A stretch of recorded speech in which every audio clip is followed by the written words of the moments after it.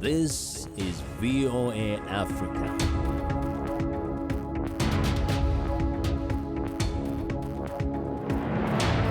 Hello, I'm Esther Githui-Ewart. It's Wednesday, May 19th. Welcome to Africa 54. We continue to work remotely because of the COVID-19 pandemic, but what hasn't changed is our commitment to bringing you the latest and most important news from the African continent and around the world. This is today's Africa 54. Nigerian officials say the pandemic's impact on the economy and social distancing have tripled the number of mental health cases. In response, Nigeria has launched the first toll-free 24-hour helpline staffed by trained psychologists and counselors. Timothy Obiezu reports from Abuja. A crowd cheers as a mental health counselor responds to the first call on the COVID-19 psychosocial hotline during its launch in Abuja.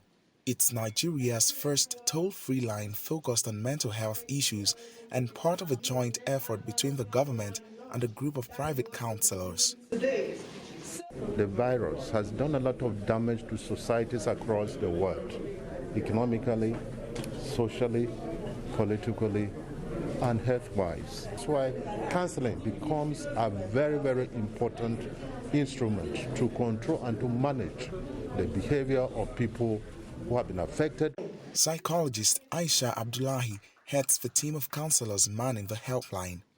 She started free online counseling last year after seeing a significant jump in the number of mental health cases after the pandemic began. She says more than 5,000 people reached out, and she expects even more to seek help through the new helpline. So this is a pilot phase, right? We are anticipating that we're going to get a lot of calls, and we are looking at expanding. So that's why we're calling on partner organizations, collaborations, so that we will be able to expand and be able to meet up to the needs of the calls that we get. Experts say the number of people needing mental health services tripled during the pandemic, but they say less than 10% get help because of the stigma attached to it. Pelemo Avanyaju says she suffered from depression for years after a surgical procedure on her legs. She says she overcame suicidal thoughts after working with Abdullahi. I was already in seclusion. I was already isolated because everyone would go out, go to work, go to school, and just leave me alone in the house. So I was always alone. And that gave more room for the negative thoughts to grow and to affect me mentally. Authorities and the team of counselors are hoping that a toll-free line will help increase awareness and the number of people who get the help they need. Timothy Obiezu for VOA News, Abuja, Nigeria. Sudan will restrict all travelers who have visited India within the prior 2 weeks, according to the country's Health Emergency Committee. The committee also warned that total COVID-19 cases in the African country could top the 100,000 mark by mid-June if restrictions were not imposed. The country's fragile health system has been strained by the coronavirus epidemic, with patients struggling to access hospital beds, oxygen, and medications. French President Emmanuel Macron on Tuesday welcomed African leaders and the heads of multilateral lenders in Paris for a summit aimed at finding ways of financing African economies hurt by the COVID-19 pandemic. The leaders also discussed how to handle the continent's billions of dollars debt. The summit is part of Macron's efforts to recast France's engagement in Africa, where it was once a colonial power, at a time the continent faces a near $300 billion deficit by the end of 2023, while trying to recover from the downturn. The summit brings together some 30 African and European heads of state, as well as the heads of global financial institutions like the International Monetary Fund. The African Development Bank estimates that as many as 39 million people could fall below the poverty line this year, with many African countries at risk of debt distress because of the pandemic. The coronavirus pandemic has taken a toll on people's mental health, causing a wide range of fears over the past year of precautions, protocols, and lockdowns and isolation. Isha Sarai and Vero Balderas met with several Americans to discuss their experiences roughly a year into the pandemic in this segment of Alone Together, produced by Jacqueline D. Phillips and Isha Sarai. We hear about some of the biggest fears and anxieties these people have faced. When COVID-19 first came on the scene, I had actually a lot of fears and a lot of anxiety. And initially, a lot of the concerns were around older people who were more at risk. So I immediately had fears, anxiety about my parents, especially my dad. My dad's really high risk. I'm vaccinated. I'm still ultra cautious, 2 masks, social distance. I don't go out. I don't go to restaurants. But that's in the interest of public safety. I've had 5 bypasses in my heart 2 years ago. Coagulation issues because COVID causes your blood vessels to react strangely. Terrified each day, like, if I get it, I don't think I'm going to make it. In the very beginning, a lot of people were scared. And so we saw a significant decline as far as like people calling 911. And I think that was bad in a way because people were scared to go to the ER, but they know that they needed help, but then they were waiting like almost too long.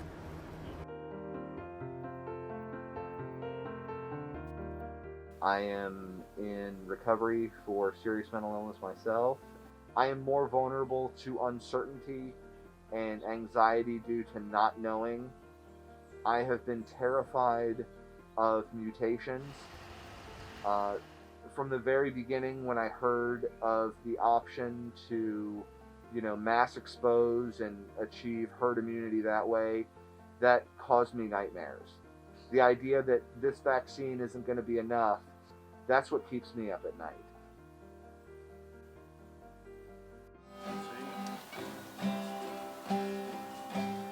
Losing my father in January, that was my worst fear, for the elderly people in our family. The worst fears for me is I contract it and don't make it, and I'll leave wife and child behind. That's my worst nightmare.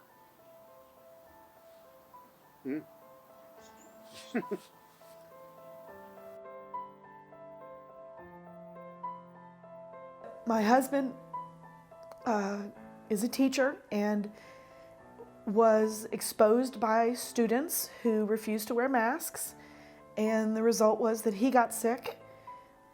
And I thought that was the worst of it until last week. I thought maybe we were gonna come out the other side, and we lost a cousin to coronavirus, and that was my biggest fear, and it was realized.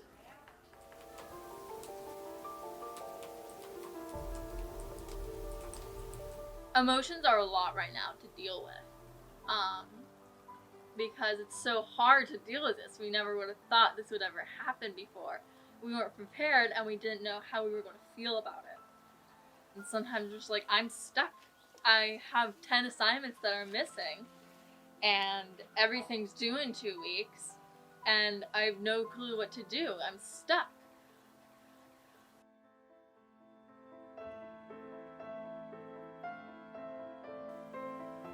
I think teenagers feel more anxiety now. They no longer have their face-to-face peer interactions. They no longer have their safe places to go. They no longer have teachers or counselors or their support systems or outreach to. More so, it's just the therapist, and it's virtual, which makes it, super stressful. A lot of teenagers have lost people because of COVID, and that's brought about a lot of challenges for them to function.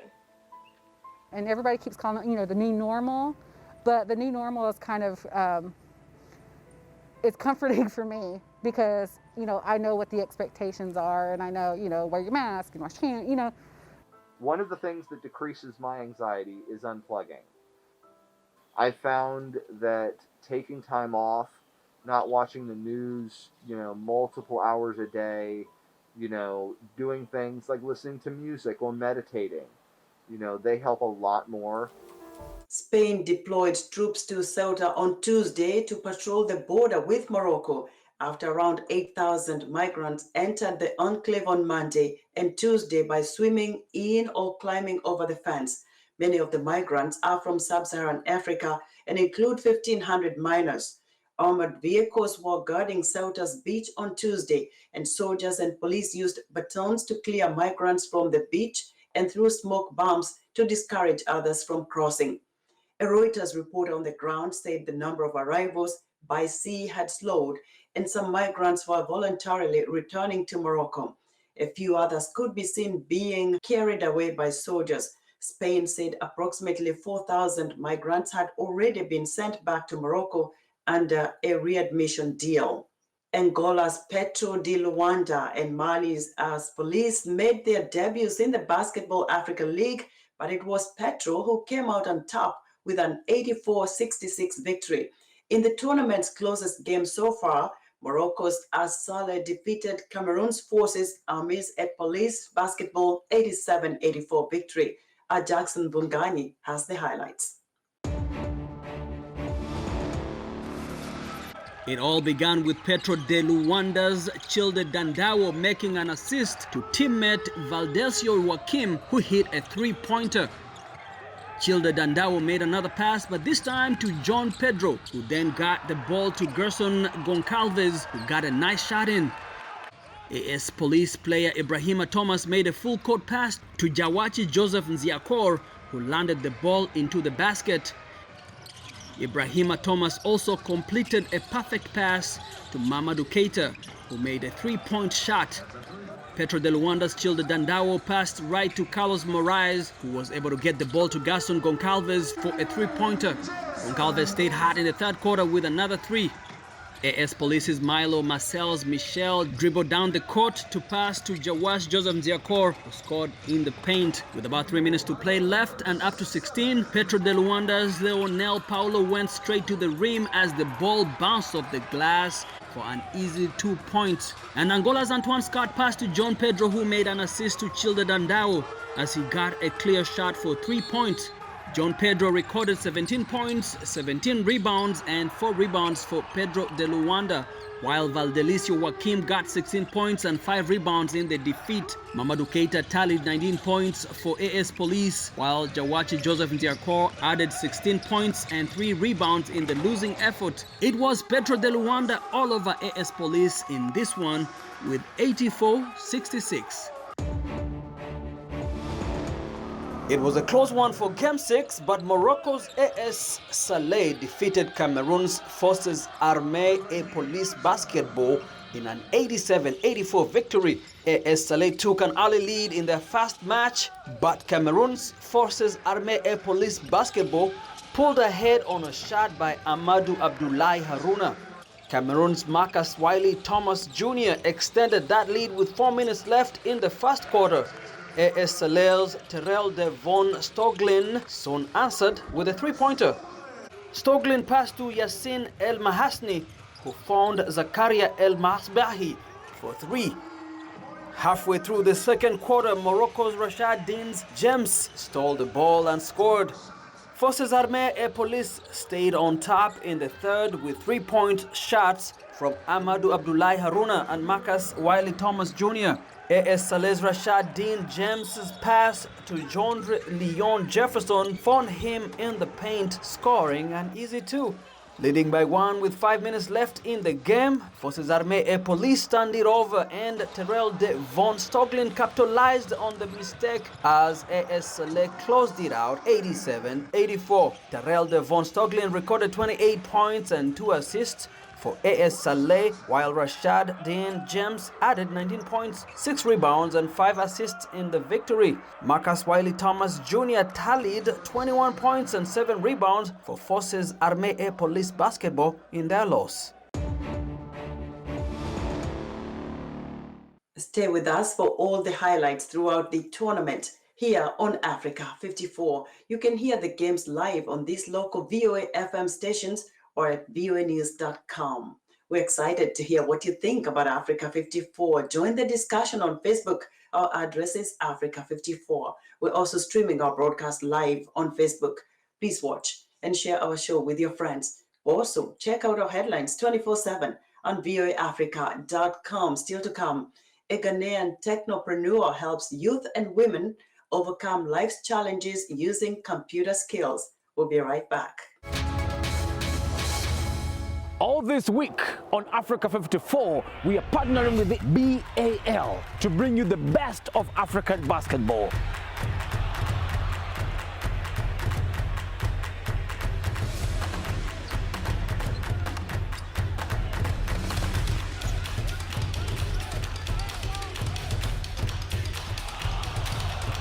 Don't miss it. Yeah. On the next Straight Talk Africa. After 29 years on air, Shaka Sali is retiring. From the deepest better part of the bottom of my cavalry heart. Join him on his last show where he talks about his life and career and passes on the baton to Haiti Adams, the host who will lead the new Straight Talk Africa. Welcome back to Africa 54. Cement production is estimated to account for 8% of global CO2 emissions. In Senegal, one farm is turning to the soil for bricks that it says are more eco-friendly and make cooler homes. David Doyle of Reuters has this report. Amid a construction boom, Senegal's capital Dakar is a sea of concrete. But in the Gore neighbourhood, one building stands out from the uniform grey. Its red bricks are made from raw earth. But this isn't just about colour, says Zinga Boop, co-founder of architecture firm Warafila. I think there's been a bit of a divergence from just very basic principles, which is orientation, using the materials that you have locally, only because, you know, they sort of respond better to the climate. You know, Earth has great inertia, and for sort of a hot and dry climate as we have here, and even for tropical climate, it works really well in regulating the temperature. There's also an environmental benefit. The production of cement, the key ingredient in concrete, is estimated to account for around 8% of the world's carbon dioxide emissions. The earth bricks are made from mixing soil with small amounts of cement and water, which are then compressed and left to dry. Warafila has worked on several projects with Elementaire, a company that makes the compressed earth bricks. Doudou Dem says there's a lot more interest today than when he founded the business a decade ago. But he describes it as a drop of water when you look at Dakar. Most houses in the capital are still made with inexpensive concrete. Warafila has now been longlisted for the Ashton Award, a UK prize highlighting global climate solutions. And the team hopes that will raise visibility. Boop says although people may not have heard of earth construction, the concept resonates when it's explained. Senegal's traditional homes were made this way, she says. And people remember how their grandmother's house in the village was somehow always cool. That was David Doyle of Reuters reporting. In India, the healthcare crisis triggered by the ferocious second wave of the COVID-19 pandemic is shifting from the big cities to small towns and villages. Health experts say combating the spread in rural areas where 2/3 of the country lives has emerged as India's new challenge. From Mumbai, Anjana Pasricha has this report. Relatives try to help loved ones suffering from COVID-19 at a hospital in a small town in North India. In a village, people with symptoms of the deadly virus are treated outdoors because residents said they had no option of accessing health facilities.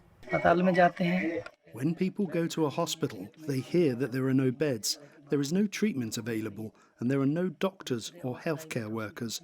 When they go to private hospitals or doctors' clinics, they get just a prescription for medicines. Patients are helpless. In villages, grieving families tell stories of how they are losing loved ones to the virus as the pandemic's second wave rages in rural India after slowing down in big cities such as New Delhi. Prime Minister Narendra Modi has sounded a grim warning. ये संक्रमण अभी गांव में भी तेजी से पहुंच रहा है. This infection is now spreading to villages very rapidly. All governments of the country are trying everything to stop this. The awareness of people in the villages and the cooperation of the village governing bodies is just as important in controlling this spread. The government says it will increase the number of hospital beds with oxygen support in rural districts, which usually have ill-equipped health centers. But the challenge is in meeting the demands. Even in big cities, modern hospitals, isolation and testing centers were overwhelmed and oxygen supplies ran short. Such facilities are sparse in rural areas. You may have some in the semi-urban areas, but nothing close to what you're having in metros in terms of sophistication, both in infrastructure as well as in skills and capacity to be able to deal with the virus. I mean, even if you have oxygen concentrators and oxygen there, people should know how to use that. And unfortunately, capacity building has not happened to that extent. Villages will also be hit hardest by a shortage of vaccines that has hobbled the country's inoculation drive. While older people can get a jab at health centers, India has mandated that adults under 45 must register on an app-based technology. But many rural residents do not have smartphones or internet access. Imagine what will happen with people in rural areas who, as it is, do not have the full awareness of and benefit of knowing day-to-day changes in COVID protocols that we are being subjected to. Health experts say a slow pace of inoculating the countryside, where 2/3 of the country lives, will make it harder to counter the fury of India's second wave. Anjana Pasricha for VOA News, Mumbai.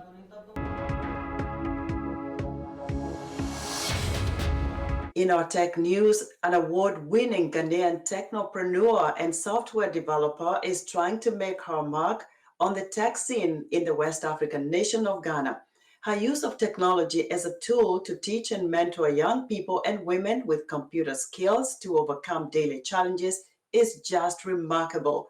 Africa 54 technology correspondent Paul Diho via Skype spoke to Sandra Juliet Ahiataku, program manager, Viamo in Accra, Ghana. Sandra Juliet Ahiataku, welcome to Africa 54. Thank you, Paul. I'm very happy to be here, and then greetings from Ghana to your amazing viewers out there. You are one of the rising stars in the tech industry in Ghana.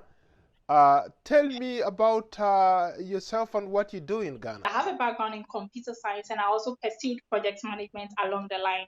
I have various expertise in managing projects that are related to health, education, financial inclusion, and then a whole lot of sectors. How has it been for you as a young woman trying to make your mark in the tech industry? I would say my background in computer science has helped me to get to the stage that I am today as a woman or a lady in tech. I've had a lot of support from people, which has gotten me to this stage as well. What does it take for a person to succeed in the tech industry? What skills do you need? Do you have to be a computer programmer, a coder, a software developer? What skills really do you need to have a good career in the tech industry? Before I studied computer science, I didn't have so much background in coding. I didn't really know much about what technology was and what are like the available careers. I didn't know a lot about that, but I made up my mind that I want to be a beginner. I want to start a career in this, and then that was what led me. So for somebody who might want to actually pursue a career in technology, I would advise the person to just make up his or her mind, like make up your mind that this is what I want to do. Then start asking the questions that you don't know. The internet is a very good resource where you can find a lot of answers. If you can, read wide, and then also be consistent in whatever you do. Have a positive attitude, and then believe in yourself. You will make it. What are some of the projects that you have worked on that have opened so many doors for you and the teams that you work with? So I began from a very humble part, like a very humble stage where I didn't know where I was going. So I was just trying to strive within myself to get to the top. So after school, I had the opportunity to join an innovation company, an innovation hub, which is called Kumasi Hive. And then I had the opportunity to lead a number of projects which were related to building the capacity of women and girls in technology, such as, so we're talking about digital skills like artificial intelligence, web designs, graphic design, blockchain, augmented reality, and then virtual reality, digital fabrication, and many more. Moving on, I've worked with a number of companies. So I joined another company, which is the Social Security and National Insurance Trust, where I worked as the Assistant Management Information System Administrator. And then I moved on to join Viamo, which is like, it's an IT firm, but what they do more is to use communicate to people using mobile technology in the simple languages that they do understand. How would you describe the tech space in Ghana? I'll say the tech space in Ghana is still developing. And then in some few years to come, Ghana would be one of the countries because of the resources that are already there and then what we are still getting. So I'll say Ghana is one of the countries that is a promising country actually in the field of tech. There are a lot of young people out there, especially young women, young men, who want to get into this space, who aspire to be the next technopreneurs, the next Bill Gates, Steve Jobs or Elon Musk in Ghana or from Africa. What would you tell these other people who want to, to make their mark in this space? My advice to them is that they can make it no matter where they are coming from, no matter their background. They should just believe in themselves, identify what they want to do, be persistent at it, consistent, and then with hard work and determination, they will get there. Who inspires you? My parents do, and one person I would like to mention is my mother. She is a very hardworking woman who keeps pushing me, girl, you can do it, you can get there. So I think she's one person who really inspires. Well, Sandra, thank you so much for your time. Thank you so much, Paul, and then regards to your cherished viewers once again from Ghana. That was Africa 54's tech correspondent Paul Ndiho speaking to Sandra Juliet Ahiataku, Program Manager, Viamo, in Accra, Ghana. And that's our show for today. Be sure to watch Africa 54 on our website at voaafrica.com. From all of us in Washington, thank you for watching.